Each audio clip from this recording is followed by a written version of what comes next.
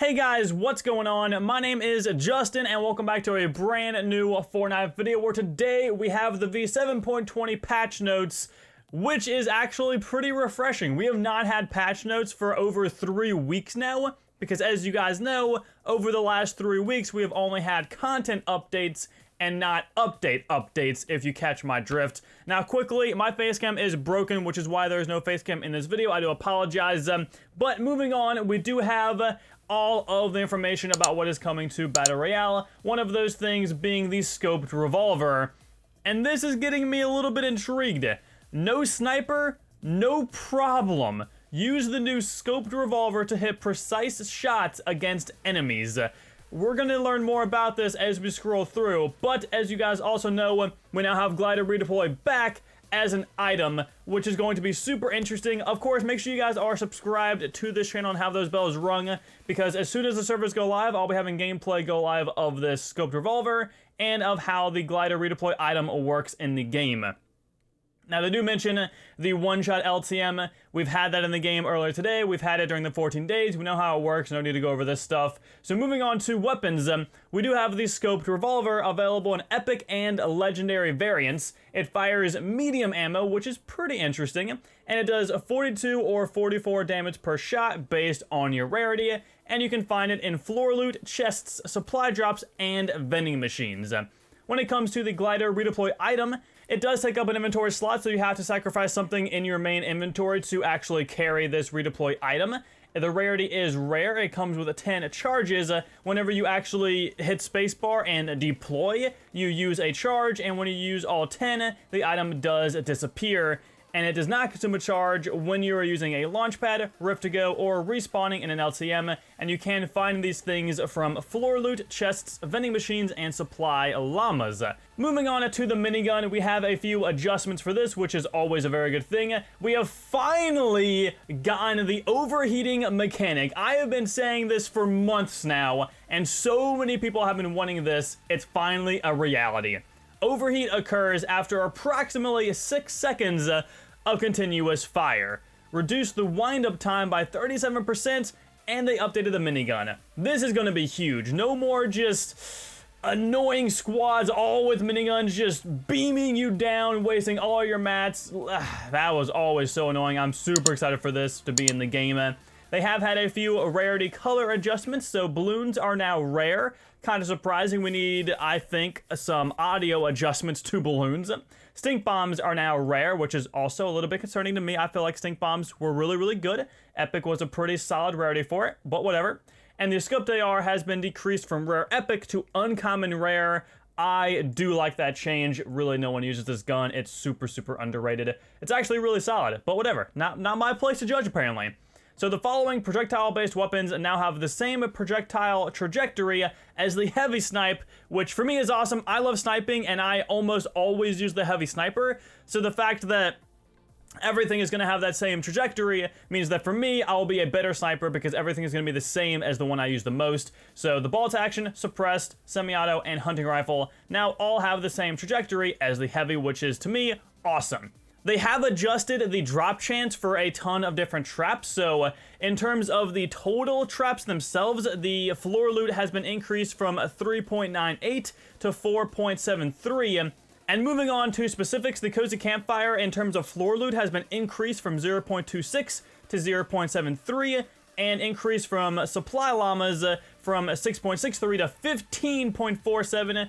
In terms of the launch pad from floor loot, has been increased from 0.53 to 0.98. I said that weirdly, I apologize. It's been increased from loot llamas from 13.25 to 20.77, and the mounted turret has been decreased in both floor loot and llamas. Floor loot from 0.8 to 0.73, very, very minimal, but decreased from llamas from 20.42 to 15.47. Remember back when you pretty much only had mounted turrets in the game? It's nice they are still decreasing the actual spawn rate for these things. Whoa, wait a second here. The small shield's max stack has been decreased from 10 to 6? What? I don't agree with that one, Epic. We're gonna see how that plays out, but That's a very drastic change right there. That's gonna be crazy. Now, when it comes to reading all of this stuff, there is a lot to read, and I am not going to sit here for 35 minutes talking to you guys about every single little thing. So, of course, you can click the link in the description and read it for yourself, or just see it when I'm scrolling through it. But I will be pointing out key things as I go through the patch notes. One of the big things is that players will no longer receive credit for a no scope in the elim feed if they use a scope to elim a player. We have been seeing this non-stop, where pretty much anytime you snipe someone, it says no scope. So I'm really happy that when we see this now, it should hopefully actually be a no scope. Now, moving on to gameplay, we have some zipline improvements. And as I read these, I really hope that we are going to get some really good stuff. So, added the ability to change direction via player movement input button. Just move in the direction you like to go while riding on a zipline, no jumping required. Now, does that really mean I just look left or right and like forwards or backwards and I start moving in that way? If that's the case, I guess it makes them more balanced, but that's really unfortunate. I like always jumping on a zipline, turning around and trying to shoot someone who is shooting at me to try and defend myself when I'm on one. I guess we're going to see how this works entirely. So rather than moving at max speed as soon as entering the zipline, players will now accelerate over time to reach that max speed. I feel like this is honestly a way to counter jumping on it and then having it fling you off and doing mad fall damage. So in my mind, it's a good thing. Destruction effects have been turned back on while riding a zipline, which means players will destroy the nearby player buildings before attaching to the zipline, so their path becomes clear, which I never even thought about that, but that's obviously a good thing. Moving on, of course, they did add that structure update we were talking about a couple of days ago. I have already covered that. You guys know what's going on. Basically, you're going to get an extra free piece if 70% or more is being built underground in terms of walls, which is going to be so nice. Just the last couple of days alone, I have been noticing this more and more, so this should help a good bit. Now, also, editing will no longer interrupt gunfire and pickaxe swings. Corn stalks will no longer block gunfire. I didn't even know it would do that. Editing a structure will now begin without waiting for a response from the server. This should cut down on ghost shots before editing and making it a smoother experience. Going more into that, confirming the edit will still require sending data to the server and will be impacted by high ping or poor server performance. Regardless, that is always good. Cutting down on ghost shots is very big for us players. Vehicle impact damage to a player will now respect shields. When a plane explodes due to any reason, yes, it will now deal damage to both players and pilots. This damage no longer ignores shields. Okay, I was excited and then not excited. I was excited because, in my opinion, like with my friends, whenever a plane explodes and you're in it, you should get that damage dealt to you. I guess balance is always good, and ignoring the shields was not the way to go. I have to play with it to see how I like it, but for now, I'm iffy on this part right here. For some reason, Infinite Dab, 11 hours now, we talked about this, it's just really weird. They have adjusted the map art to more accurately represent player and marker positions, always a solid change.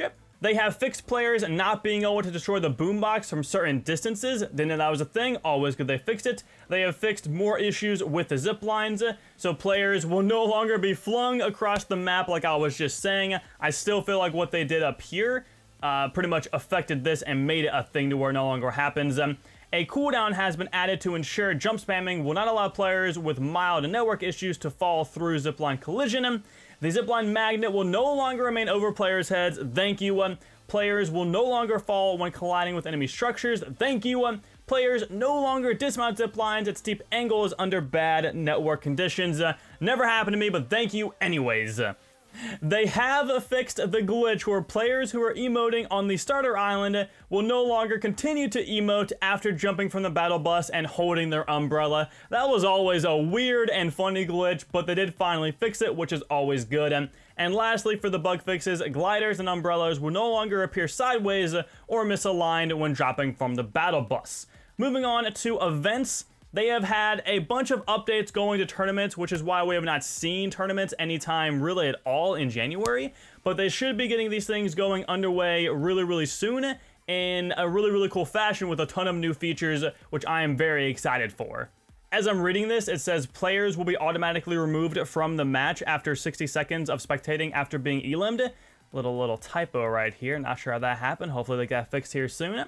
Of course, audio fixes, UI fixes, social, art and animation, replay mobile. Ton of fixes going on in the Battle Royale side of things, including creative stuff. We have a new theme, the Farmstead. It reminds me of Anarchy, even though it's more of a fatal. You know what? That's an Anarchy house, man. I don't care what anyone says. That's an Anarchy house right there. I miss Anarchy, man. A lot of stuff going on here. We don't really do too much creative mode stuff, so I'm not going to cover this in depth for you guys. But again, if you want to read any of it, it will be linked in the description. But guys, that is all we have for this video. Again, definitely subscribe, ring those bells, drop a like, share the video. I will be having gameplay of the Scoped Revolver and the Glider redeploy item as soon as the servers go up, to make sure you guys do not miss that. But if you enjoyed this video, drop a like, subscribe, and of course, share this video around. I would highly appreciate that. And without further ado, I will talk to you all later. Have a nice day, guys. Thank you all so much for watching. Peace out.